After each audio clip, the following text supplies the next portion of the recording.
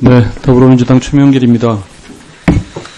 확인국감까지 오면서 여러 차례 국정감사 대비하시느라고 미래부 관계자들 고생 많이 하셨고요. 몇 가지 점검하기 위해서 여쭤보겠습니다. 그 창조경제혁신센터 펀드 관련해서 제가 그 보도자료를 한번 제출하고 여쭤본 일이 있는데, 이제 전체 펀드 조성액 중에서 그 53%에 해당하는 금액이 전담 기업들이 출자를 했는데, 사실은 이제 기존에 있었던 것들을 명칭을 바꾼 것이고, 대부분 이제 새로 조성된 액수가 7,200억쯤 되는데, 이 중에서는 전담 기업들이 낸 게 거의 6, 7할입니다. 그렇다면은 이게 도대체 자발성이 있어서 낸 거냐 하는 그런 부분인데, 창조경제혁신센터 펀드 모금에 전경련이 직접 나섰습니까? 뭐 그런 말씀은 처음 들어봅니다. 네. 그러면은 대체로 그 전담 기업들이 자발적으로 했다는 뜻이네요. 네, 그 전담 기업뿐만 아니라 거기에 그 펀드의 그 뜻에 동참하는 그 출자자들 그러면은 거기에 출자를 한 그 전담 기업들 주로 이제 재벌 기업의 대표 기업들인데, 이런 기업들이 창조경제혁신센터 펀드를 운영하거나 창조경제혁신센터를 운영하는 데 상당한 영향력을 행사하겠네요. 자발적으로 펀드 했고. 운영은 운영사를 따로 정해서 하는 거로 알고 있고, 운영사들은 되게 그 알겠습니다. 펀드 그러면 운영의 전문 기업들입니다. 너무나도 이제 태연하게 그렇게 말씀을 하시니까 운영사들도 이제 물론 뭐 재벌의 영향을 받겠지만, 이게 자유의사로 했다고 하는 거에 대해서 이제 국민들이 얼마만큼 믿어줄지는 이제 여러 가지 그 시간이 판단을 할 것입니다. 그런데 그렇다고 하더라도 문제가 되는 것이,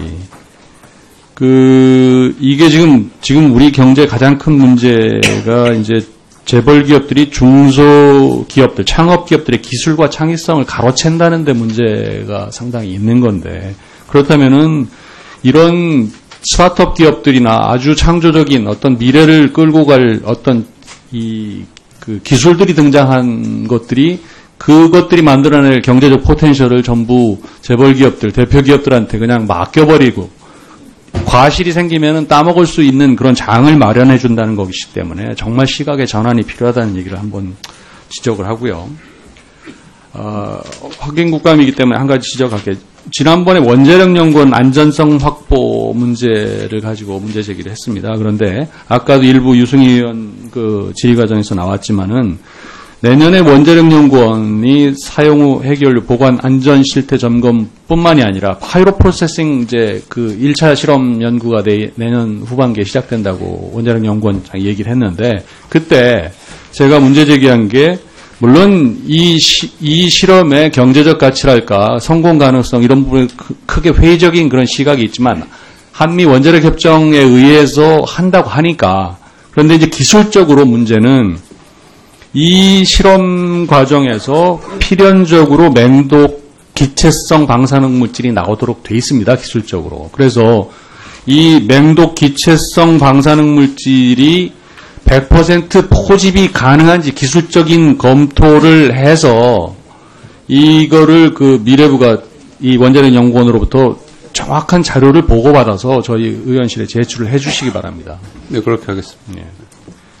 제가 말씀드렸지만 이 시설에 불과 500m 거리에 초등학교가 있습니다. 그리고 1km 안에 엄청난 크기의 대규모 아파트 단지가 있는 상황이기 때문에 이 실험 과정에서 기체성 맹독 방사능 물질이 만일 100% 포집이 안 되고 유출된다면 엄청난 일이 벌어질 수 있는 일이기 때문에 주민들의 걱정이 엄청나게 크다는 사실을 꼭 염두에 두시기 바라고요.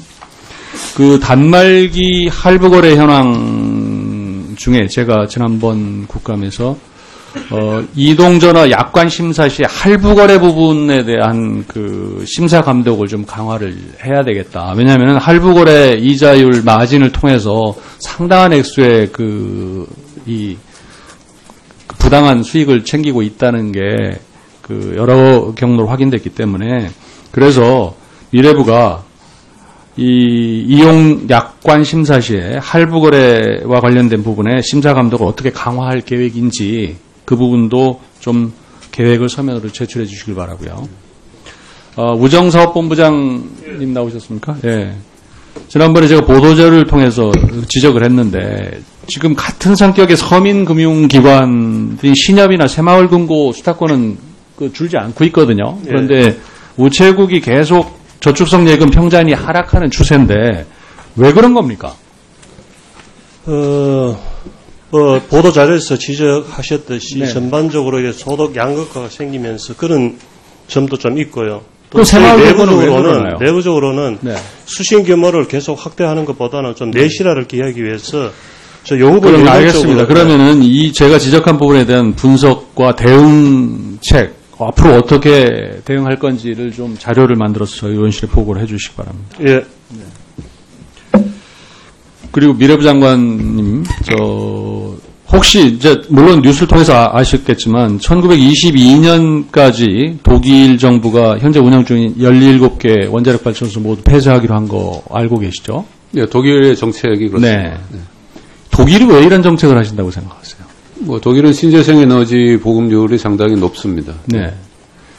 제가 이 부분에 대해서 정말 생각과 뭔가의 이 미래부가 좀 어떤 생각을 좀 바꿔줬으면 하는 마음에 드리는 말씀인데요. 이제 우주 개발이나 원자력, 파이로 프로세싱이나 사이버네틱스 같은 이런 미래 산업에 대한 어떤 기술적 R&D 이런 쪽에 투자를 하는 부분에 대해서는 좋습니다. 그런데 신재생 에너지 부분이 이 9개 국가 전략 프로젝트에 포함되어 있지 않아요. 그런데 그런 부분에 대해 시각 전환이 필요하다고 하는 것이 독일이 알지만 독일이 어떤 미래에 대한 계산과 예측에서 더없이 정밀한 국가 아닙니까? 그런데 독일 같은 나라가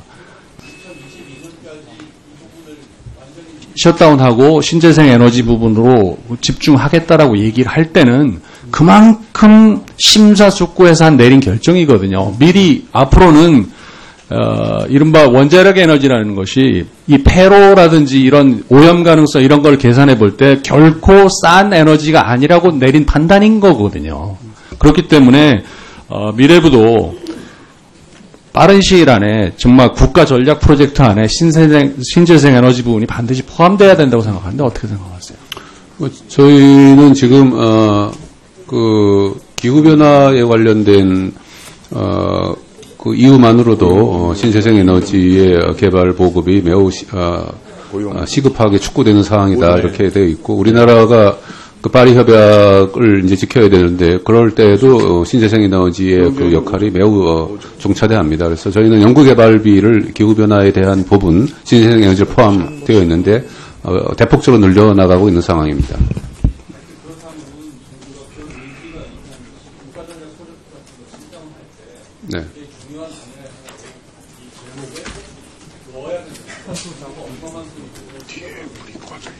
네. 네. 무슨 말씀인지 알겠습니다.